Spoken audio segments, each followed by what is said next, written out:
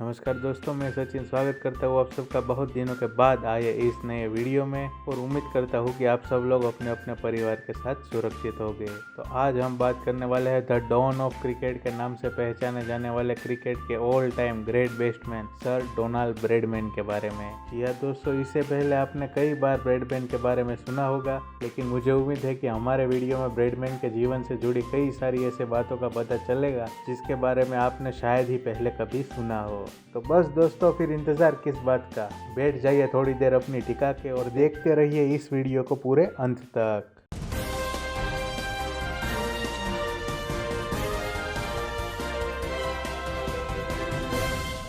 Cricket के इस महान बल्लेबाज डोनाल्ड ब्रैडमैन का जन्म 27 अगस्त 1908 को न्यू साउथ वेल्स के कुटमुंद्रा में हुआ था, जो पिता जॉर्ज ब्रैडमैन और माता इमली ब्रैडमैन के सबसे छोटे पुत्र थे, जिसका एक भाई और 3 बहनें भी थी। कुटमुंद्रा में जिस जगह ब्रैडमैन का जन्म हुआ था, उस जगह को अब म्यूजियम में कन्वर्ट कर दिया गया है। ब्रैडमैन का पूरा परिवार योयो के एक कस्बे में रहता था, जो स्टोकिंग विंगाल के पास था, लेकिन जब ब्रैडमैन 2.5 साल के हुए तब पूरा परिवार बावरल शिफ्ट हो गया, जो इमली ब्रैडमैन के दोस्तों और परिवारजनों के नजदीक था। कहा जाता है कि बावरल में जहां ब्रैडमैन का घर था, उसके पीछे पानी की एक टंकी बनी हुई थी, जहां पर फ्री टाइम मिलते ही ब्रैडमैन अक्सर एक स्टंप और गोल्फ का बॉल लेकर पहुंच जाते थे और रेगुलरली प्रैक्टिस किया करते थे। दोस्तों, जो पानी की टंकी थी वो राउंड शेप वाली थी, यानी कि गोलाकार थी, जिसके कारण बॉल टकरा के वापस अलग अलग दिशाओं में और तेज गति से आता था और ब्रैडमैन उसको वापस से मारने की कोशिश करते थे, जिस कारण अनजाने में ही ब्रैडमैन का हैंड एंड आई कॉम्बिनेशन और टाइमिंग बढ़िया होती चली गई।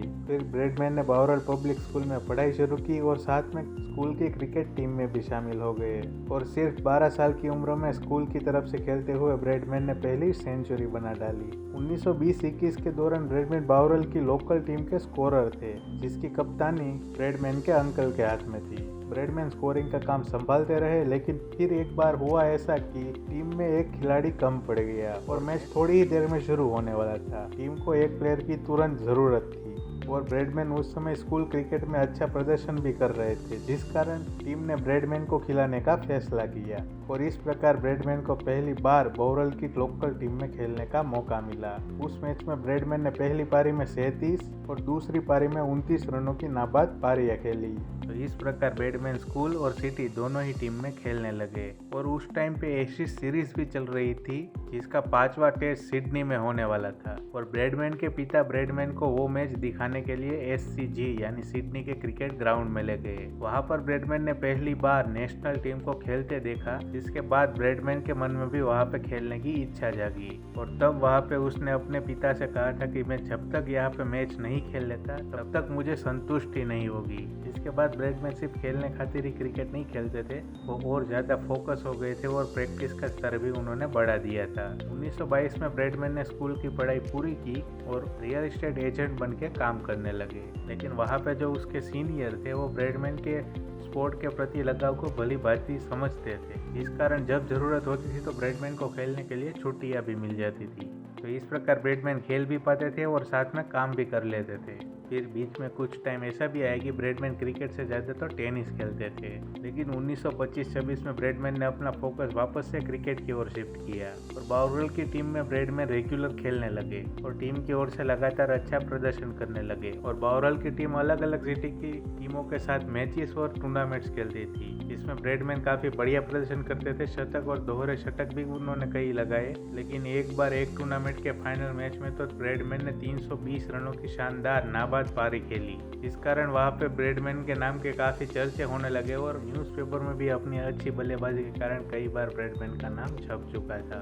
उसी साल यानी 1926 में ऑस्ट्रेलिया की क्रिकेट टीम इंग्लैंड में बुरी तरह से एशेज सीरीज हार कर आई और बहुत से सीनियर प्लेयर्स रिटायर भी होने वाले थे, जिस कारण New South Wales cricket association को नए टैलेंटेड प्लेयरों की ज़रूरत थी। लेकिन उसी साल ब्रैडमैन ने बावरल की टीम की ओर से शानदार प्रदर्शन किया था, इस कारण एसोसिएशन ने ब्रैडमैन को चिट्ठी लिखकर सिडनी में प्रैक्टिस सेशन में बुलाया। वहां पर कंट्री वीक में खेले जाने वाले टूर्नामेंट्स के लिए सिलेक्शन होने थे, जिसमें क्रिकेट और टेनिस दोनों ही शामिल थे और ब्रैडमैन का दोनों ही खेल में सिलेक्शन हो गया। लेकिन क्रिकेट और टेनिस दोनों ही अलग अलग वीक में होने थे और जो ब्रैडमैन के बॉस थे उन्होंने केवल एक ही वीक के लिए छुट्टी दी थी, इस कारण ब्रैडमैन को क्रिकेट या टेनिस दोनों में से किसी एक खेल को चुनना था। बाद में ब्रैडमैन ने क्रिकेट को चुना और वहां पर अच्छे प्रदर्शन करने के कारण ब्रैडमैन को सिडनी में क्रिकेट कंपटीशन में खेलने के लिए सिलेक्ट किया गया, जिसमें अलग अलग क्लब के बीच मुकाबले होते थे और ब्रैडमैन को सेंट जॉर्ज क्लब में शामिल किया गया। और उस कंपटीशन में अपनी पहले ही मैच में ब्रैडमैन ने शानदार प्रदर्शन करते हुए 110 रनों की पारी खेली। इस कारण ब्रैडमैन को न्यू साउथ वेल्स की दूसरी टीम यानी जो टीम फर्स्ट क्लास में खेलती है उसके बाद वाली टीम में शामिल किया गया। इस कारण ब्रैडमैन को प्रैक्टिस के लिए हर शनिवार के दिन बोरल से सिडनी तक यानी तकरीबन 130 किलोमीटर की ट्रैवलिंग करनी पड़ती थी। लगातार अच्छे प्रदर्शन के कारण सिर्फ 19 साल की उम्र में ही ब्रैडमैन को न्यू साउथ वेल्स की फर्स्ट क्लास टीम में शामिल किया गया और वहां पर भी ब्रैडमैन ने अपने पहले ही मैच में एडिलेड के एडिलेड ओवल ग्राउंड में 118 रन की पारी खेली।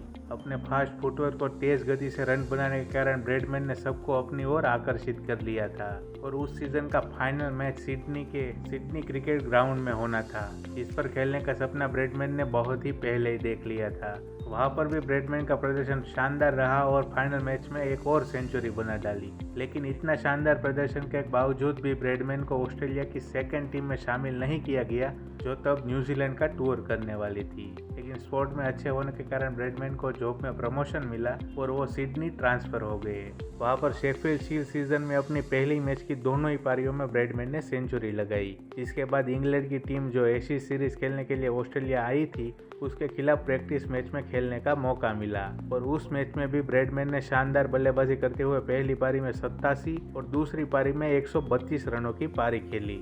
और इस शानदार प्रदर्शन को देखने के बाद ऑस्ट्रेलियन सिलेक्टर उसको टीम में सिलेक्ट करने से नहीं रोक पाए और 1928-29 की सीरीज में ब्रैडमैन का पहली बार ऑस्ट्रेलियन नेशनल टीम में सिलेक्शन हो गया। 30 नवंबर 1928 एशेज का पहला ही टेस्ट जो ब्रिस्बेन में खेला गया, जिसमें ब्रैडमैन ने डेब्यू किया और इससे पहले ब्रैडमैन जहां भी अपना पहला मैच खेले थे वहां पे तकरीबन हर जगह उन्होंने सेंचुरी बनाई थी, लेकिन इस बार नाकाम रहे और अपनी पहली पारी में 18 और दूसरी पारी में तो सिर्फ 1 रन बनाकर ही आउट हो गए और वह मैच ऑस्ट्रेलियन टीम 675 रनों के भारी मार्जिन से हार गई, जो अब तक एक रिकॉर्ड है। जिसके फलस्वरूप ब्रैडमैन को दूसरे टेस्ट मैच से निकाल दिया गया। लेकिन तीसरा टेस्ट मैच जो एमसीजी में खेला जाने वाला था वहां पे ब्रैडमैन को वापस टीम में शामिल किया गया और इस मैच में ब्रैडमैन ने अपनी प्रतिभा के मुताबिक शानदार बल्लेबाजी की और 79 और 112 रनों की शानदार पारी खेली। इस कारण ब्रैडमैन सबसे कम उम्र में सेंचुरी लगाने वाले प्लेयर बन गए। लेकिन ऑस्ट्रेलियन टीम को वो हार से नहीं बचा पाए।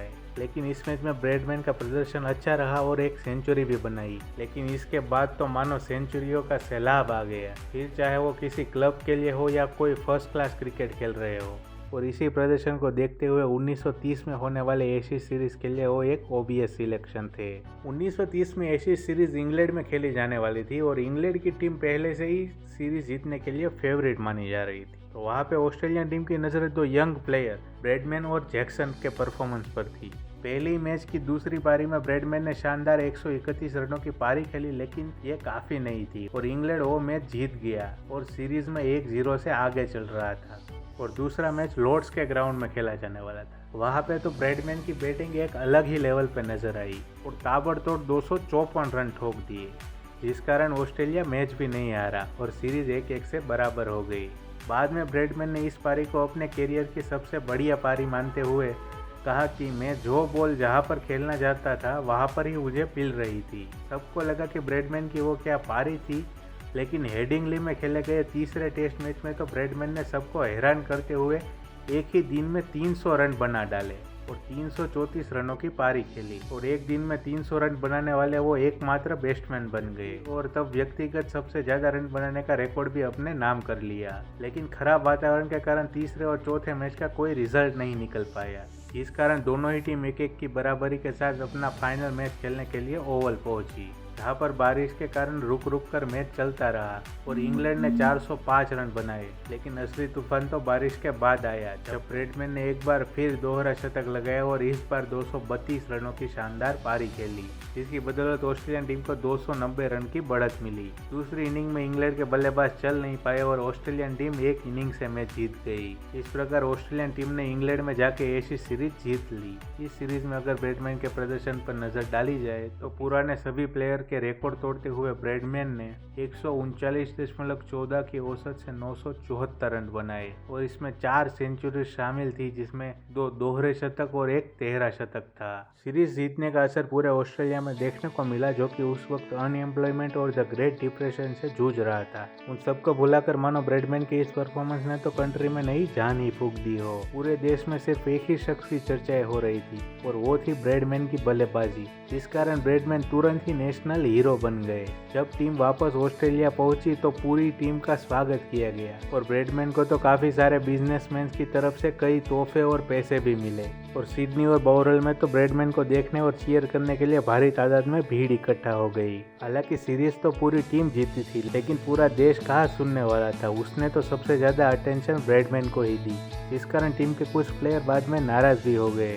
कह सकते हैं कि उस समय देश के दिल और दिमाग में बस एक ही शख्स छाया हुआ था, डोनाल्ड ब्रैडमैन। इस प्रकार 1930 की सीरीज ब्रैडमैन के करियर का टर्निंग पॉइंट साबित हुई और इस प्रकार उसका गोल्डन करियर शुरू हुआ। 1931 के एक फर्स्ट क्लास मैच में तो ब्रैडमैन ने सारी हदें ही पार कर दी। सब पुराने रिकॉर्ड तोड़कर ताबड़तोड़ बल्लेबाजी करते हुए सिर्फ 22 बॉल में ही सेंचुरी बना डाली। तब भी ब्रैडमैन की काफ़ी वाहवाही हुई थी। 1931-32 में ऑस्ट्रेलियन टीम साउथ अफ्रीका और वेस्ट इंडीज के टीम के खिलाफ सीरीज खेली, जिसमें 10 में से 9 मैच ऑस्ट्रेलियन टीम ने अपने नाम किए। इस दौरान ब्रैडमैन की एवरेज 131 की रही।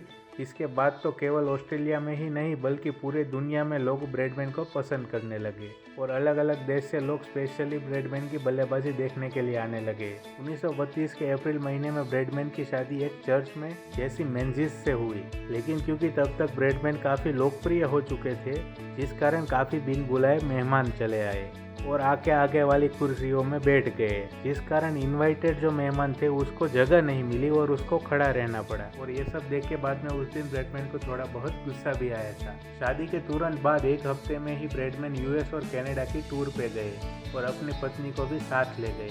दोनों ही सीरीजों में ब्रैडमैन का काफ़ी बढ़िया प्रदर्शन रहा और 102.1 की औसत से रन बनाए। दोस्तों, यहाँ तक तो लाइफ बहुत बढ़िया चल रही थी, लेकिन किसकी लाइफ में प्रॉब्लम्स नहीं आती। सब लोग की तरह ब्रैडमैन की लाइफ में भी प्रॉब्लम्स आना शुरू हो गई और ऐसी परेशानियां आना शुरू हुई कि जो ब्रैडमैन तकरीबन हर सीरीज में 100 से भी ज़्यादा रनों की औसत से रन बनाते थे, वो एक समय धड़ाम से गिर के सिर्फ 17.16 की हो गई और कई बार तो सेहत से जुड़ी समस्याओं से भी जूझना पड़ा।